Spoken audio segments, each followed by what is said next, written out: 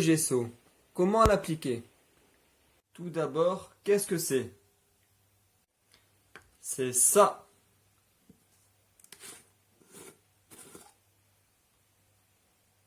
C'est un enduit à base d'eau, c'est une sous-couche à appliquer sur des surfaces absorbantes qui les rend plus imperméables. Il permet également une meilleure accroche de la peinture acrylique, de la gouache et de la peinture à l'huile. Il est facile à utiliser, une à plusieurs couches de gesso selon la qualité de la toile et selon la préférence. Tu peux appliquer une couche dans un sens et une couche dans l'autre sens pour éviter les traces de pinceau. Après chaque couche de gesso, tu peux poncer la toile avec du papier de verre pour qu'elle soit plus lisse. Tu peux aussi appliquer une couche de gesso derrière la toile, ce qui permettra de la tendre et de la consolider. Au dos, il n'est pas utile de poncer la toile car tu ne vas pas t'en servir pour peindre. Quoique, tout est possible. Tu peux utiliser le gesso pour tout support. Toile, carton, bois. Sur des matières comme sur la toile en coton ou du carton, 3 couches c'est préférable, tandis que sur du lin, une seule couche suffit. Surtout si tu as choisi une toile de qualité. Tu peux toujours mettre une deuxième couche de gesso si tu veux en être sûr. Le gesso permet d'avoir une toile plus lisse afin d'éviter les petits creux blancs, ceux qui te font galérer quand tu persistes à peindre dessus.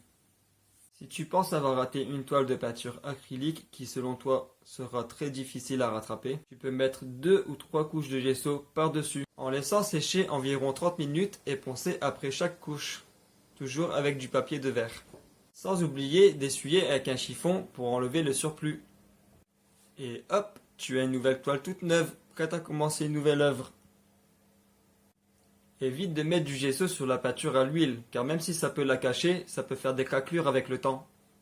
Pour rattraper une toile à l'huile, tu peux poncer un maximum et ensuite appliquer les couches de gesso, pour pouvoir commencer une nouvelle toile. Tu peux aussi appliquer directement le gesso sur la toile ou au couteau, et aussi utiliser plusieurs matériaux différents, comme des bouts de bois ou tamponner avec du journal plié. Tu peux faire des mélanges de gesso avec du papier, de la ficelle, du coton, des feuilles. Il y a plein de possibilités de matières différentes à tester. Tu peux aller faire tes petites recherches en forêt par exemple.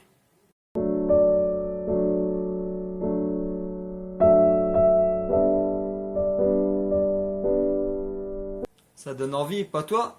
Ça me rappelle qu'avant je faisais des petites promenades en forêt, dans les parcs, pour ramasser du bois, des pommes de pin, des feuilles.